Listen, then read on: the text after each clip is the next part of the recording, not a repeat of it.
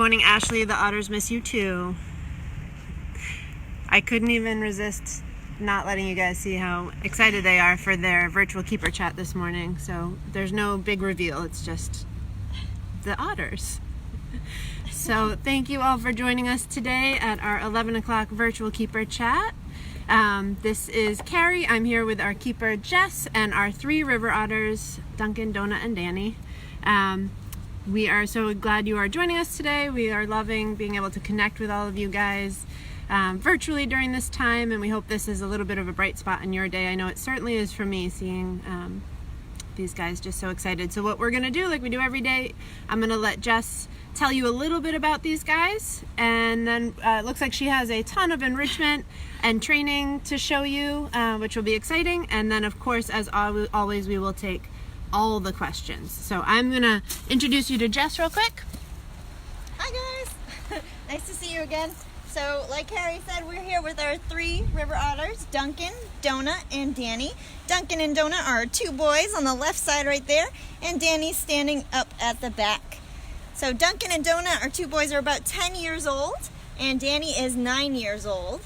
And in the wild, these guys will live up until their early teens, so about 10 to 13 is usually how long they'll live in the wild, but in zoos and under managed care, they tend to live into their early 20s, so about 20, 21 is the average for these guys. So I'm going to go ahead, because they're pretty motivated and they want to eat right now.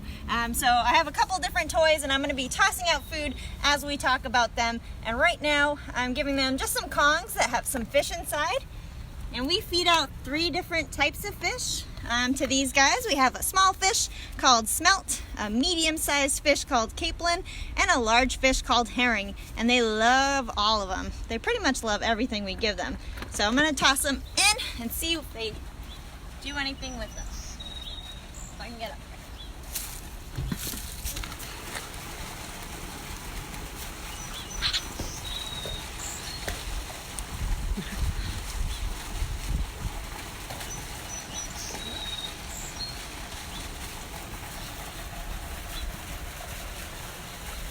So we feed these guys fish. They also get some ground up meat as well.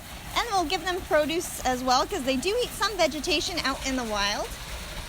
But fish is going to be the largest part of their diet, just like it would be in the wild. They seem to be enjoying it. So these guys are pretty good hunters. Obviously, they're not getting food tossed to them out in the wild. In the wild, they're going to be able to catch live fish. They can also catch small animals as well, some frogs, turtles, even birds, some mice, crayfish, different crustaceans, but fish is the largest part of their diet. Can you tell us a little bit about where they may live in the wild? Yep, so these guys are North American, so they're going to be all around US and Canada. And in the US, they're pretty much all along the coast. There's not that many in the middle of the US and in the southwestern part, but up into Canada and into Alaska, there's definitely a bunch from there. And they're going to want to be anywhere where there's water. So anywhere where there's a river or pond or a lake, they need to be around water. And do they have special adaptations for living in or around the water? Yep, so if you're looking at them right now, you can see they have that long tail, and that kind of helps them when they're swimming in the water, but it's their feet. So if you see them stand up, you can look at those big webbed feet, and those kind of help push them through the water. They also have very special fur. So otters have very densely coated fur, or fur coats. Ooh, sorry. And that actually kind of waterproofs them. So they're able to trap air inside their coat so that they the water doesn't touch their skin, so it keeps them nice and warm, and it also keeps the water out. They also have oil that they can spread all over their fur, which is kind of like waterproofing. So they have little wetsuits. Great. We had some questions about if these guys have ever had babies. Do they have babies in general? How many do they have? How do they have babies? That sort of thing. Yes, so we have had 2 litters with this group. Dani has produced pups twice for us. I think it was 2 years ago was her last one.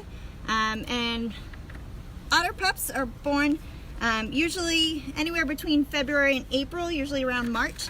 And they can have anywhere between 1 and 5 pups, but they'll usually have about 2 to 3 pups at a time.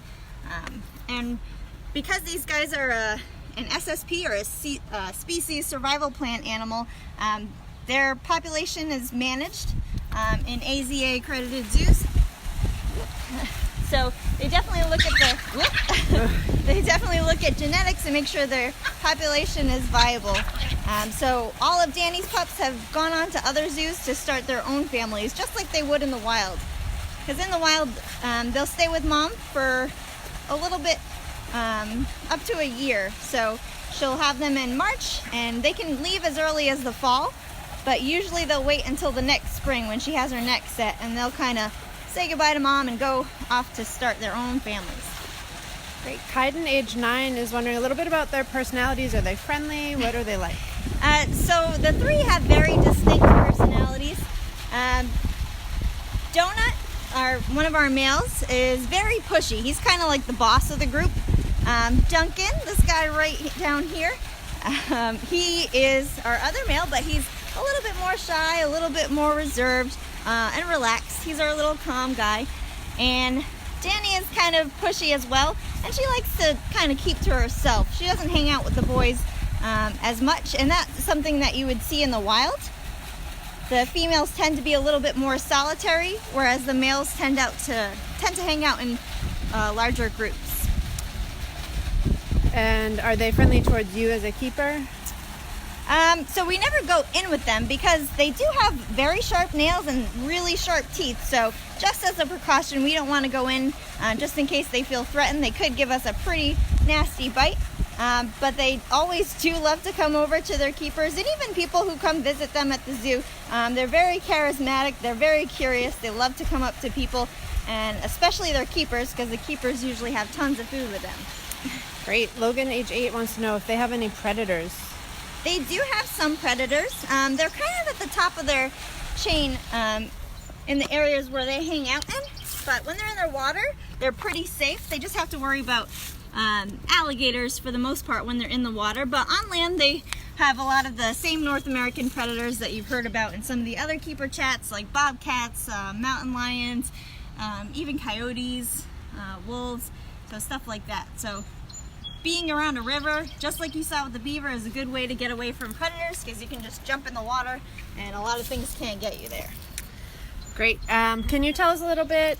Sage, age 6, is wondering how big they get, how much do they weigh, how long are they? So all of our otters are fully grown, and they all weigh about 20 pounds. In the wild, they can be anywhere from 10 to 30 pounds. So these guys are right in the middle there. And as far as how long they go, they're about 3 feet long from nose to tip of their tail. Great. Lucas, age 8, is wondering, can they jump high? So they're not very good jumpers. If you look at their legs, they're not very long. They're not going to get a lot of lift off the ground. They can jump a little bit, and they'll jump off of things relatively often, but they're not going to get a lot of lift off the ground because they got that long tail, that long heavy body, and those short little stubby legs. Are they endangered? Ryan, age 12, would like to know. Good question. So currently, and thankfully, North American river otters are not endangered. They are of least concern. There are 13 different species of otter though, and there are about, I think, 5 of them that currently are endangered. So their populations are currently stable. Way back in the old days, they used to be hunted a lot because of that beautiful fur that they have. But one of the major threats for these guys is pollution. So they're very sensitive to water pollution. So we always tell people, again, we always say reduce, reuse, recycle. So not only do they get debris in the waterways, but one of the biggest issues is chemical pollution. So a lot of you are using a lot of disinfectants and all kinds of chemicals right now, but you want to think about where that's going to end up. So anytime you're using things for your garden, like pesticides and stuff like that, you want to try to use things that are pretty natural, because unfortunately, once it goes down to drain, it doesn't just disappear. It does end up going back into these environments. So you want to make sure you try to reduce the amount of chemicals you're using. because it not only affects their environment, but it affects the fish that they eat as well. Chloe, age 9, is wondering, you mentioned that Dani has had a couple litters. Where did the pups end up? That's a good question, and I always forget. She's had 2 different litters that I'm aware of. The last one, she had 3 pups, Lucky, Clover, and Shamrock. And I can't remember off the top of my head which zoos they went to. I believe the girls went together, and the male went to a zoo by himself. Do they play fight? I know we just saw them kind of quarreling over the fish. But Yeah. Do they play fight? So they do. These guys will squabble a lot, especially over food. Or if Dani just doesn't feel like being around the boys, they'll kind of vocalize to each other and swat at each other. When they're younger, the otters will typically play a lot, or what people call play. And that's actually how they learn how to fight and how to defend themselves and how to hunt. They're very playful, very active, and they'll kind of play with their siblings. But that's how they learn how to be adult otters. Getting a good look at this enrichment item here. Let's see. Do they like snow? They do like snow. So if you've been to our zoo in the winter, you might have seen our otters play in the snow. They like to slide on their bellies a lot, and they'll make little tunnels, and they'll kind of dig through the snow. So they really like to play in the snow. And in the wild, they don't hibernate. They're out in this winter? These guys do not hibernate. Nope. Okay. Teddy, age 5, would like to know if they're rescues or where these guys come from. So these guys are part of, like I said, the species survival program. And that's all zoos in the United States kind of work together. So all of ours came from different zoos. I believe St. Louis, Erie, and Pittsburgh Zoo. So they all come from other zoos, and we kind of send them out just to keep their population nice and healthy. There have been reintroduction programs with otters in the wild, so we need to keep those genetics fairly stable for these guys, just in case we ever need them. Great. Ryan, age 12, would like to know if they build dens. Yes, they do. So they do sleep in dens, and it's very important for a female otter to have a den, because that's where she's going to have her pups. Or they'll kind of steal other animals' dens. So even things like beavers and different badgers and even beaver lodges they'll go into sometimes. So they'll kind of find any little excavation in the ground, or even kind of like that hollow log we have under there, something like that they'll kind of hang out in. So they'll either dig it themselves, but a lot of times they'll steal somebody else's. Okay.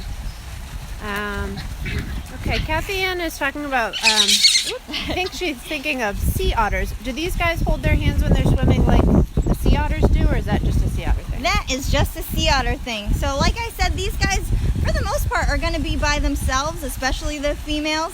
And these guys are semi-aquatic, so they're going to spend some time in the water, but they'll also spend some time on land, whereas sea otters are almost always going to be out in the ocean, kind of hanging out together in what's called a raft. But yeah, these guys don't do the whole cute hand-holding, floating together thing, unfortunately. All right, Lindsay would like to know if they have a favorite enrichment activity. Pretty much anything that involves getting their food, they're going to go after, but they also do like to investigate different substrates. They like to investigate different scents. Smell is one of their biggest forms of communication, and these guys will actually form what's called a latrine, which is a very fancy term for a giant big old poop pile. And they can get a lot of information from these poop piles because every single otter has a different scent. It's almost like a fingerprint. Every otter makes their own scent, so they'll urinate, defecate, and also scent mark in that pile. And they can get a lot of information from that pile. So if an otter comes up to a latrine and he takes a big whiff, he can say, hey, there's a female in this neighborhood. She's young and she's looking for a mate. So there's a lot of information that they can get just from their poop, which is very interesting. And when they do that, when they defecate and urinate, they'll even sometimes do what some people call an otter poop dance. So you can look it up and practice it at home. not in your poop, hopefully. But they'll kind of walk around in it and waddle around in it. So their sense of smell is very important to them. Great. Kaiden, age 9, is wondering why their tail is so big. So part of it is balance, but they do use it when they're in the water as well. And if they're swimming around, you can kind of see they'll either undulate it to get some propulsion, and they'll use it to help them steer left and right as well. They always ask every day, do they have a favorite keeper? Do they have a favorite keeper? These guys are a little bit opportunistic, so pretty much anybody who has the bucket of food is their favorite keeper at that time. They have we've done a lot of training with these guys, so they're used to certain keepers, and we've gotten them to do different behaviors that help us take care of them better, so we can look inside their mouths. We can have them stand up, and through a barrier we're able to touch their bellies and use a stethoscope to check their heart. And we'll do some fun behaviors out on the exhibit as well. So, yeah. Great. You just actually answered Hannah, age 8's question about how we take care of them when they get sick. So that training is super important. Yep. Ryan would like to know if they go in the water in the winter. They do go in the water in the winter, and they also like to play on the ice as well, out in the wild. And our pool is regulated, so we make sure that it doesn't freeze over completely. But they will be out year-round. And in the winter, they actually will go in the water because it's warmer than the air temperature, so they'll still go out there even though it's probably too cold for us. Great. How big is this pool? How deep is it, or how many gallons? I don't know the gallons off the top of my head. If Christy's listening, she might know the gallons because she loves pool stuff. But it's about 3 feet deep, I would say, and otters in the wild have been known to dive about 30 feet deep for fish or food. So if they really want to get down to something, they can, but they're going to stay pretty shallow because they can't hold their breath that long. They can only hold it between 6 to 8 minutes, so they're not going to go too far down because it's not good for them. So I'm just going to show you, Jess is making another enrichment item. So right now she's putting a bunch of fish in this container that only has this small opening, and we can see that they have to work really hard to get their fish. So you can imagine these otters, as you're watching them, they eat up their food so fast. The enrichment is a really important part of their day, making sure that they have some activities to keep their minds and bodies active. All right, think they can get it out? We'll find out. Let's see. I want to hit you.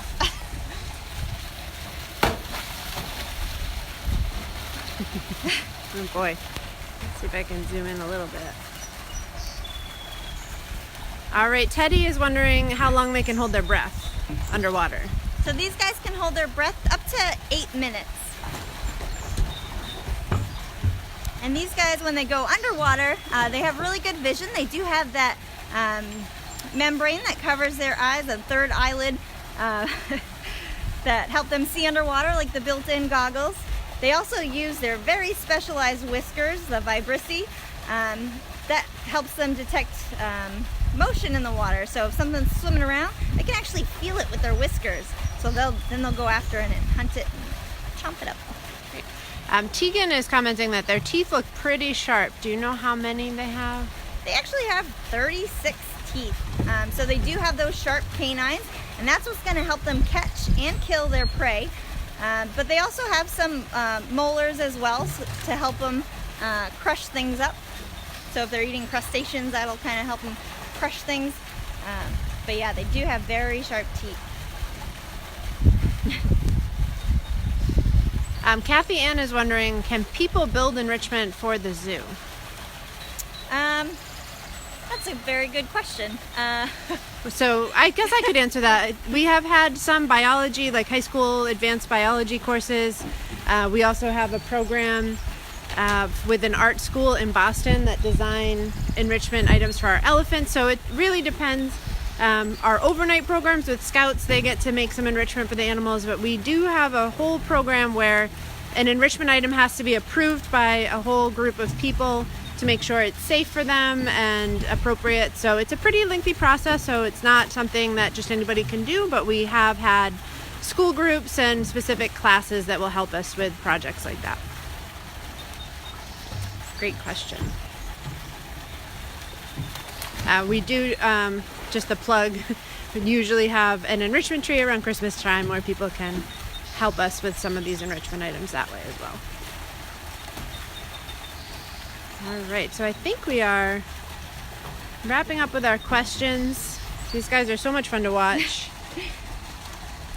Ooh, yeah. Kaiden's commenting they seem almost as fast as the fennec fox was. Yes, they are pretty fast. On land, they're pretty good runners, so they kind of will sprint. And in water, I believe they can swim anywhere between 6 to 8 miles per hour, if I'm not mistaken. So they're very fast, which is good, so they don't get eaten. Yeah, hunting. All right, well, we want to thank you guys for joining us today for the River Otter Keeper Chat with Jess and Duncan and Donut and Dani. You had fun visiting with them today and hope that very soon we'll all be able to visit them in person. I want to thank those of you who have been making donations. We really appreciate your efforts to support us through this time, as we're not able to really make revenue other than through donations. And we hope we will see you again tomorrow at 11 when we bring you a different Keeper Chat. And as always, you will be able to watch the whole video at the end when we post it here and on YouTube. You definitely want to check out the beginning. They were being pretty specifically cute at that time. So thank you very much. Thank you, Jess, and we'll see you all soon. Bye.